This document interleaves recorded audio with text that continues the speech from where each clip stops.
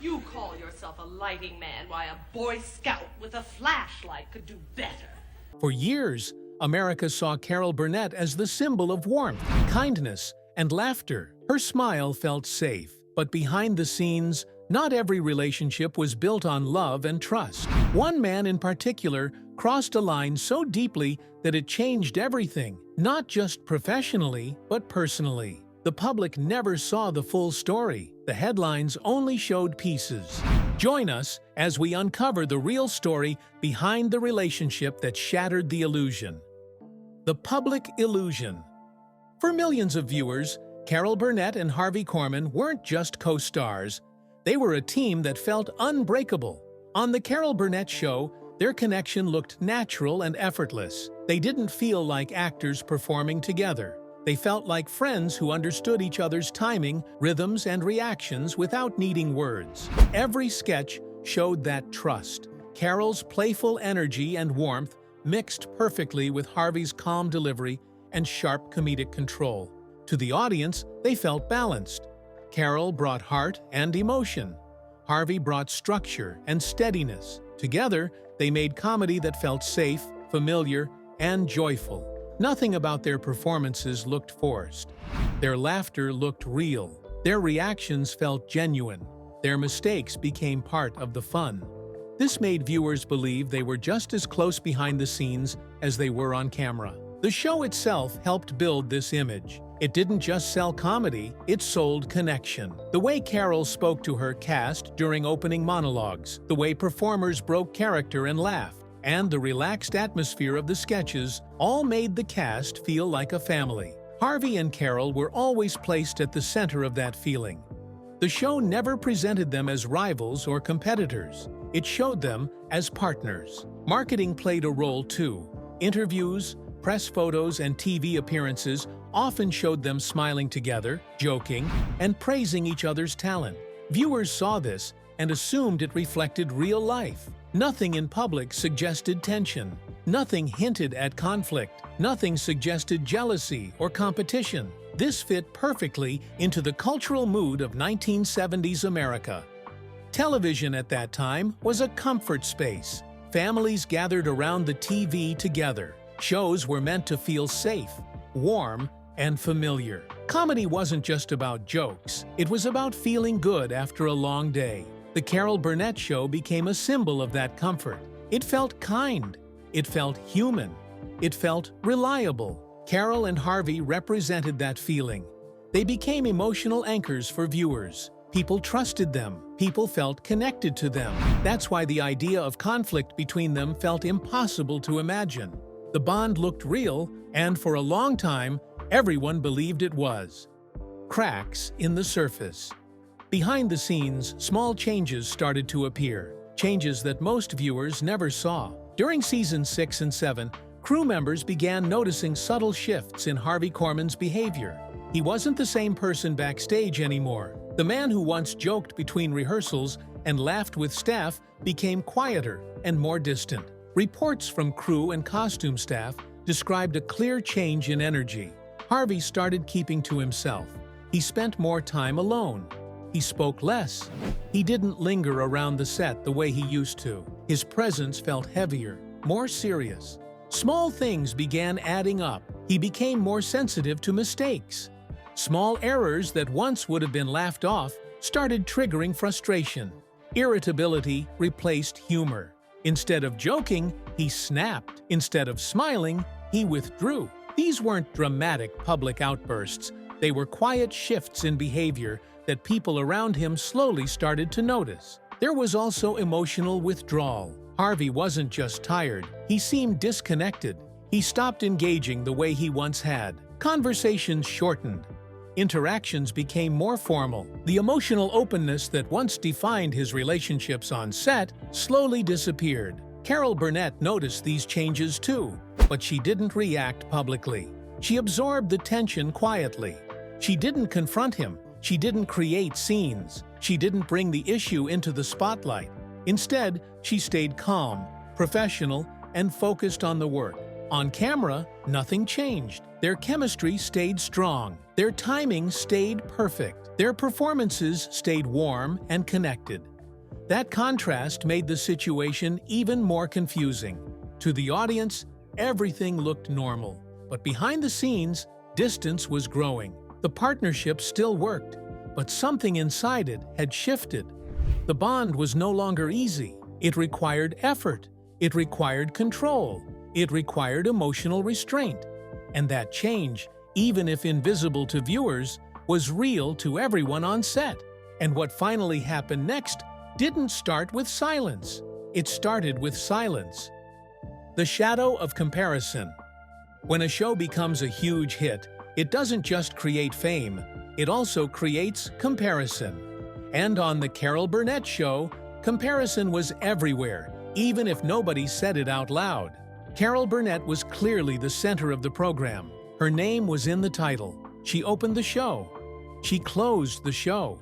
She was the person audiences talked about first. That didn't mean the rest of the cast wasn't loved, but it did mean attention naturally flowed to her. Over time, that kind of spotlight can start to feel uneven, especially for someone who is working just as hard. For Harvey Korman, this could create an internal conflict. On camera, he was a major reason the show worked. He was not a background performer. He carried sketches, delivered punchlines, and often played the straight role that made Carol's big comedy moments land even better. But outside the studio, people didn't always talk about him that way.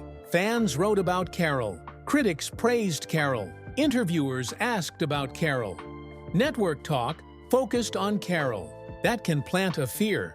What if people see me as just a supporting role? Even if Harvey knew he was essential, the world around him kept sending a different message. In entertainment, being vital to the work does not always mean being treated as vital in public. There is often favoritism toward the lead personality, the face of the show, the person whose name sells the program. This kind of favoritism isn't always cruel or personal. It's often just how the industry works. Networks want simple stories. Magazines want one star to put on a cover. Producers want one main image to promote. That main image was Carol. And even when everyone respected Harvey, it could still feel like he was standing in a shadow he couldn't step out of. The hard part is that these feelings don't always come out clearly. Harvey still had to show up, hit his marks, and be funny. He had to look calm and confident in public. That's where the tension builds. Quiet resentment on the inside, professional behavior on the outside. He couldn't openly complain without looking petty. He couldn't compete with Carol without damaging the show. So the conflict stayed inside. The Studio 33 blow-up. The pressure that had been building for a long time finally broke. During a rehearsal day that should have been normal, the show was preparing a segment with guest singer Petula Clark. Everyone was working under the usual demands: stay sharp, move fast, and make it look effortless. Then a lighting mistake happened. Harvey's face was left in shadow during a key part of the scene. In a busy TV rehearsal, small mistakes happen all the time. Usually, someone adjusts it, you reset, and you move on. But this time, Harvey snapped. Instead of treating it as a quick fix, he reacted with anger. He threw his script to the floor. He shouted across the stage and demanded to know why nobody could get it right. The sudden shift in his tone stunned the room. People froze because the outburst wasn't just frustration, it was public and intense. Director Dave Powers tried to step in and calm him down, but the attempt didn't work. Harvey kept going. He complained loudly, and then he said something that changed everything. He blamed Carol too, saying even she hadn't noticed the mistake. That made the moment personal. It wasn't just a technical issue anymore. It became an attack on the environment, the crew, and the partnership itself. And because it happened in front of everyone, it became impossible to pretend nothing was wrong. The studio went silent, not the normal quiet of a rehearsal pause, but the kind of silence that comes when people don't know what to do next. Crew members, camera operators, performers, and everyone were stuck in the same tense moment. Carol's response is what made this incident unforgettable. She didn't match his volume. She didn't yell back. She didn't insult him. She walked from her seat to the stage and said it clearly, with calm control. "If you can't respect everyone here, you don't need to be here." It was direct. It was firm. And it made the real problem impossible to ignore. She wasn't just defending herself. She was defending the whole team, every person who worked hard to make the show run. Harvey stared at her. Then he turned and walked off set. No one followed him. That detail matters because it shows how serious the moment felt. People didn't chase him. They didn't argue. They didn't try to soften it. The room stayed heavy. The mood had shifted from creative work to emotional fallout in seconds. After Harvey walked off, the shock didn't fade quickly. People on set reacted in different ways. Some were angry, some were worried, some were sad, but most were quiet. When something like that happens in a workplace, especially a public one, it can make everyone feel unsure and tense. People start wondering what comes next. Will the show shut down? Will someone be fired? Will the relationship be repaired? Carol stayed. She continued filming. She did not give a big speech. She did not go to the press. She did not publicly explain what happened. But crew members could see she was tired. Even if she held herself together, emotional weight still showed up in small ways. How someone sits, how they pause, how their face changes when they think nobody is looking. CBS refused to comment, which only made the story grow. When official channels stay silent, rumors take over. Newspapers reported that Harvey had left the show. Gossip spread fast because people wanted a clean answer. Were they fighting? Was he gone for good? Was the show falling apart? Cast members tried to reach Harvey. People like Vicki Lawrence and others wanted to check on him, calm things down, or at least understand what he was thinking. But he stayed quiet. That silence created more fear and more speculation. Meanwhile, Carol kept working and did what she always did. She stayed professional. But there's a difference between professional calm and emotional peace. One is what you show so the job can continue. The other is what you actually feel. In moments like this, emotional containment can look strong on the outside while things are unraveling on the inside. And then, just as the set tried to return to normal, one phone call changed the situation again. The apology that changed nothing. A few days after the Studio 33 blow-up, the silence finally broke. CBS got a call from Harvey Korman. He asked to speak to Carol Burnett directly. That request alone showed something important. He didn't want to fix this through managers, public statements, or formal meetings. He wanted to face the person he had hurt most, the person who had also protected the crew. When Carol picked up the phone, Harvey apologized. It wasn't a clean, polished apology meant for the press. It was emotional. His voice shook. He admitted he was wrong, and he asked if he could come back. In that moment, he wasn't trying to win an argument. He was trying to repair a disaster that he knew he had caused. The next day, Harvey came into the morning meeting and apologized to everyone. This mattered because the blow-up had not only targeted Carol, it had also attacked the crew, the director, and the overall work environment. A group apology was a way of admitting that the entire team had been affected. It also forced Harvey to face the people who had been on the receiving end of his anger. People in the room were relieved. Some were still tense, but the apology opened the door for the show to keep going. Then Carol stepped forward and hugged him. That hug became the part of the story people repeated because it looked like a full repair. It looked like forgiveness. It looked like the old team was back. The room erupted in applause. That applause wasn't just for Harvey. It was for the idea that the show could survive this. It was for the hope that things could return to normal. People wanted that. They needed that because the work had to continue, and the cast and crew didn't want to live in a broken atmosphere. But here is where the phrase, reconciliation without restoration, fits perfectly. The apology repaired the surface enough to move forward, but it did not restore what had been lost. From that point on, something invisible shifted between Carol and Harvey. You wouldn't necessarily notice it in a single moment. It wasn't a dramatic Cold War on camera. It was more subtle than that. Before the blow-up, their relationship had felt easy. There was warmth, there was comfort, there was trust that extended beyond the script. After the blow-up, their relationship became more careful. They could still be funny together. They could still deliver great work. But the emotional openness was reduced. They shifted from warmth to professionalism. Professionalism can keep a partnership functioning, but it isn't the same as closeness. It means you show up, do the job, and stay polite. It also means you protect yourself. If you've been hurt publicly, you learn to limit the chances of it happening again. You keep things more controlled. You avoid risky emotional space. Carol's boundary formation likely became internal first. She didn't have to announce it. She didn't have to punish him publicly. She just had to decide what she would allow going forward. And once a boundary forms like that, it changes everything. This leads to a key difference many people miss.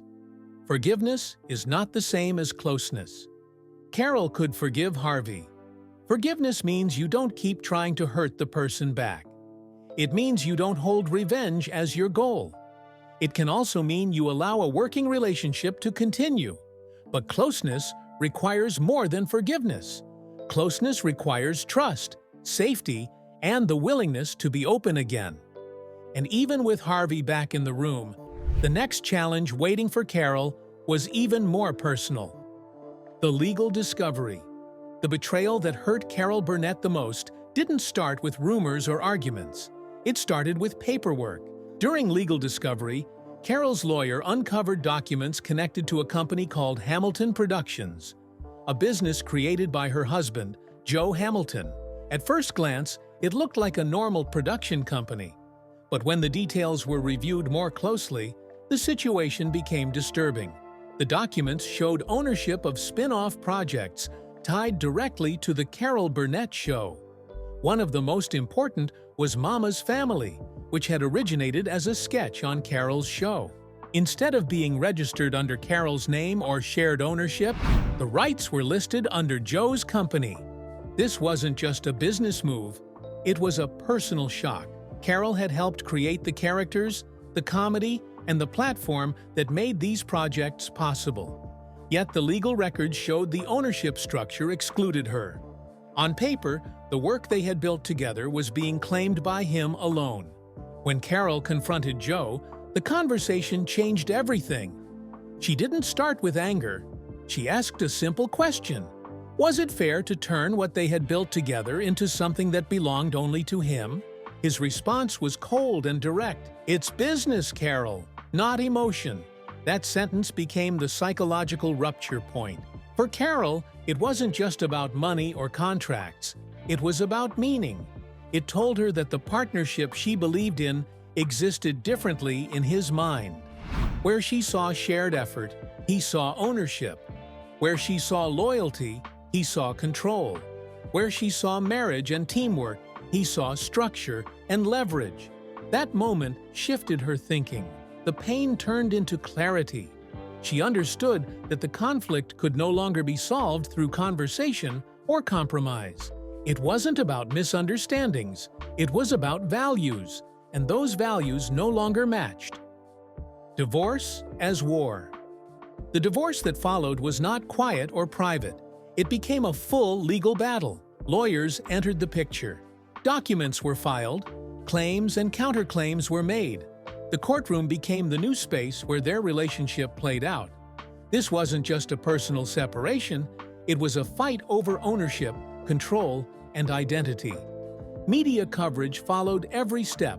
Reporters waited outside courtrooms. Headlines framed the case as both a marriage collapse and a business war. Fans watched from a distance, shocked that a partnership that once looked so united had turned into public conflict. Inside the courtroom, Carol stayed composed. She didn't lash out in public. She didn't give emotional interviews. She answered questions calmly. But composure doesn't mean peace. It means control. And control often hides private devastation. This was not just the end of a marriage. It was the breakdown of a creative partnership, a shared vision, and a life structure built together. Emotionally, the cost was heavy. Trust had collapsed. Safety had disappeared. The foundation of her personal and professional world had shifted at the same time.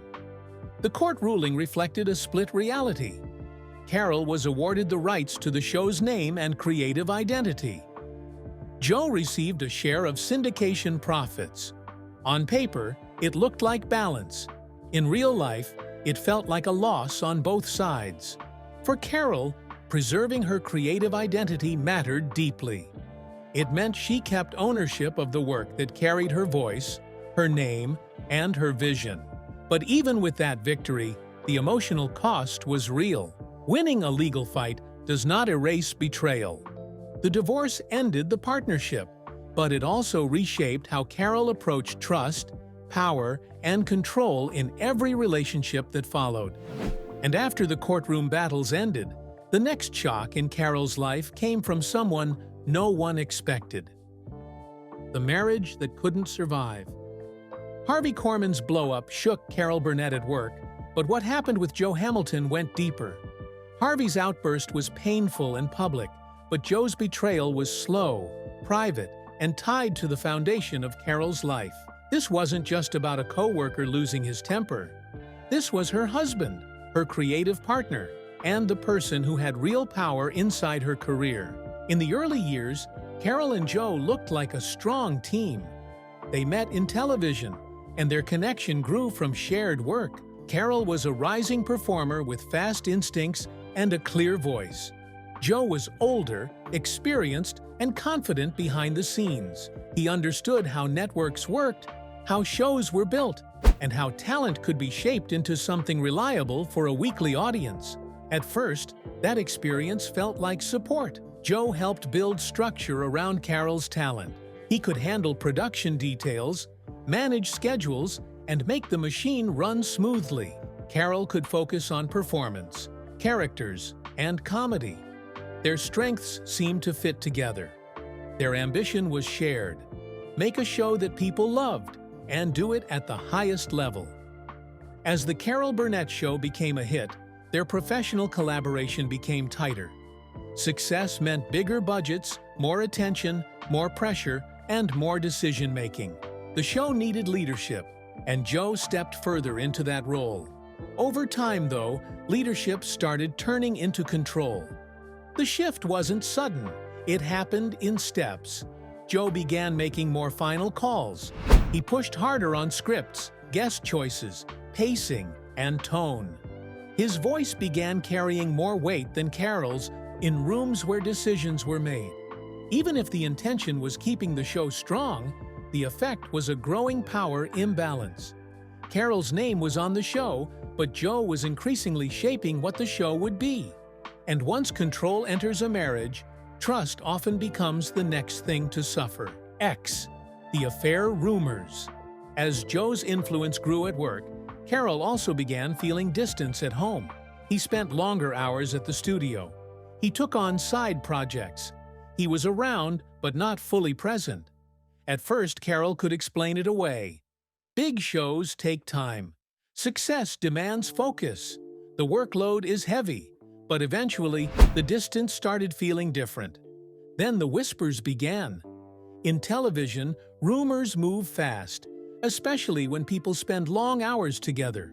Crew members talk, editors talk, assistants hear things. What starts as a small comment can turn into a pattern of quiet conversation. Around the studio, people began whispering about Joe being close with a younger CBS editor. At this stage, it wasn't a public scandal. It was private chatter.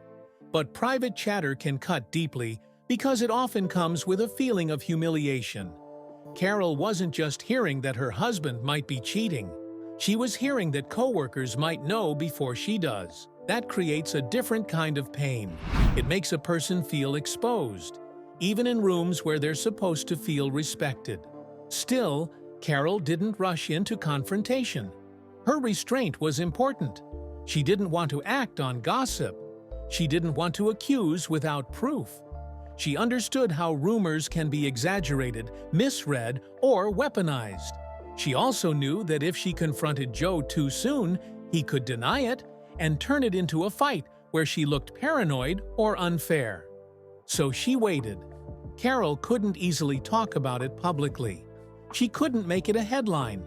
She couldn't bring it into the writer's room. And even friends can be hard to trust during rumor stages because you don't know who has heard what or who will repeat it. So instead of loud confrontation, Carol's approach became a silent investigation. She paid attention. She looked for patterns. She noticed schedule changes, unexplained absences, shifts in behavior, and moments that didn't add up. She gathered clues quietly because she needed certainty, not to punish, but to understand what she was truly living in. The midnight call. After the strain of show pressure and the collapse of her marriage, Carol Burnett was already living with a lot on her shoulders. Then came a moment that felt unreal, mostly because it started in the most ordinary way, a ringing phone in the middle of the night. It was around 2 a.m. at Carol's home. The house was quiet. Her children were asleep. In that kind of silence, a phone call feels urgent. A housekeeper woke her because it seemed like it could be a work emergency. Carol picked up, expecting a studio problem, a last-minute change, or some kind of crisis. Instead, she heard a deep voice say, "Carol, it's Marlon Brando." At first, it didn't seem possible. Brando wasn't just famous. He was one of the biggest names in the film world. Carol's first instinct was that it might be a prank. But as he spoke, the voice and the details made it clear that it was really him. He said he had been watching a rerun of her show, and he wanted to talk. In the beginning, the conversation felt respectful. He praised her work. He spoke about acting. He talked like someone who wanted to connect as an artist. For Carol, that could have felt surprising, but also flattering. Getting a call like that from someone so well-known would catch anyone off guard. What happened next is what made it even worse. By morning, the call wasn't private anymore. The story became gossip, then headlines, then a public thing that people talked about as if it belonged to them. The Hollywood press took a personal moment and turned it into a narrative. Some reports suggested romance. Some suggested obsession. Some turned it into jokes. Others hinted at scandal. This is how gossip culture works. It turns private discomfort into public entertainment. Carol didn't invite attention. She didn't tell the press. She didn't tease the story. But once the media grabbed it, it spread fast. People added details, whether true or not. Sources appeared. Friends of friends were quoted. The story grew legs because it was easy to sell. A famous movie star and a beloved TV comedian connected by a mysterious late-night call. Carol's response strategy was quiet and controlled. She didn't go on a talk show and unpack it. She didn't give an emotional quote.